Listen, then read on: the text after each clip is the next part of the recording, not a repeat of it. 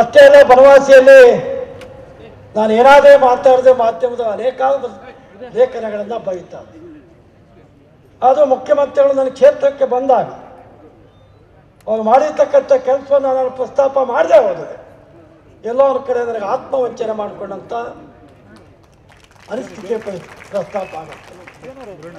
Sir, 110 ಕೋಟಿ ರೂಪಾಯಿದಲ್ಲಿ ವರದಾ ನದಿಯಿಂದ ನೀರು ತುಂಬತಕ್ಕಂಥ ಯೋಜನೆ 2017ನೇ ಇಸ್ವಿಯಲ್ಲಿ ತಾವು ಮಂಜೂರಿ ಮಾಡಿ ಕೆಳಗೆ ನೀರು ತುಂಬತಕ್ಕಂಥ ಯೋಜನೆಯನ್ನು ತಾವು ಆರಂಭ ಮಾಡಿಕೊಟ್ಟು ಇದರಿಂದ ಅನೇಕ ಈ ಪ್ರದೇಶದ ದೇಶಕ್ಕೆ ಅನ್ನ ಕೊಡ್ತಕ್ಕಂಥ ಅನ್ನದಾತ ಹಸಿವು ದೂರ ಆಗೋದಕ್ಕೆ, ಕಷ್ಟ ದೂರ ಆಗೋದಕ್ಕೆ ಕಾರಣ ಆಯಿತು. ಅಷ್ಟೇ ಅಲ್ಲ, ನಾನು ಮೊದಲೇ ಪ್ರಸ್ತಾಪ ಮಾಡಿದೆ, ಬನವಾಸಿ ಪ್ರಾಧಿಕಾರ ರಚನೆ ಮಾಡಿಕೊಟ್ಟು ಸರ್ 16-17ನೇ ಇಸ್ವಿಯ ಮಂಗಳ ಪತ್ರದಲ್ಲಿ ಮಾಡಿ ಆವಷ್ಟು 5 ಕೋಟಿ ರೂಪಾಯಿ ಹಣವನ್ನು ಕೂಡ ಕೊಟ್ಟು ಆ ಕಾರಣಕ್ಕಾಗಿ ಬನವಾಸಿಯ ಅಭಿವೃದ್ಧಿಯಲ್ಲಿ ಒಂದು ಮೈಲಿಗಲ್ಲನ್ನು ಸ್ಥಾಪನೆ ಮಾಡೋದಕ್ಕೆ ಕಾರಣ ಆಯಿತು. ತದನಂತರದಲ್ಲಿ ನನ್ನ 4ನೇ ಅವಧಿಯಲ್ಲಿ ಅನೇಕ ಜನಕ್ಕೆ ಅನೇಕ ಸಂದರ್ಭದಲ್ಲಿ ಅನೇಕ ಅಭಿವೃದ್ಧಿಗಳನ್ನು ಬನವಾಸಿ ತರೋದಕ್ಕೆ ಕಾರಣ ಆಯಿತು.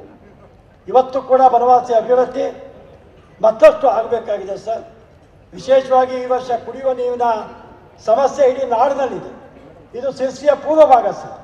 ಈ ಭಾಗ ಕಳೆದ 20 ವರ್ಷದಲ್ಲಿ 14 ವರ್ಷ ಬರಗಾಲ ಪೀಡಿತ ಪ್ರದೇಶ ಅಂತೇಳಿ ಘೋಷಣೆ ಆಗಿರ್ತಕ್ಕಂಥ ಪ್ರದೇಶ. ಈ ಪ್ರದೇಶದ ಅಭಿವೃದ್ಧಿ ಮತ್ತು ಪ್ರದೇಶದ ಸರ್ವಾಂಗೀಣ ಕೆಲಸ ಇವೆಲ್ಲವೂ ಈ ಕ್ಷೇತ್ರ ಶಾಸಕನಾಗಿ ನನ್ನ ಜವಾಬ್ದಾರಿ. ಆ ಕಾರಣಕ್ಕಾಗಿ ನಾನು ಈ ಮೊದಲೇ ಒಂದು ವಿಚಾರವನ್ನು ಕಡೆ ಪ್ರಸ್ತಾಪ ಮಾಡಿದ್ದೇನೆ. ನಾನು ಅದನ್ನು ಭಾಷಣದಲ್ಲಿ ಪ್ರಸ್ತಾಪ ಮಾಡೋದಿಲ್ಲ, ಹೇಳ್ತಕ್ಕಂಥ ಮಾತನ್ನು ಕೂಡ ಕೊಟ್ಟಿದ್ದೇನೆ. ಅದು ನನಗೆ ವಿಶ್ವಾಸ ಇದೆ, ಮುಖ್ಯಮಂತ್ರಿಗಳು ಬೆಂಗಳೂರಿಗೆ ಹೋದ್ಮೇಲೆ ನಾನು ಕೊಟ್ಟಿರ್ತಕ್ಕಂಥ ಒಂದು ಮಾತನ್ನು ಆ ಭರವಸೆಯನ್ನು ಈಡೇರಿಸಿಕೊಡಬೇಕು ಅಂತೇಳಿ ವಿನಂತಿ ಮಾಡ್ತೇನೆ.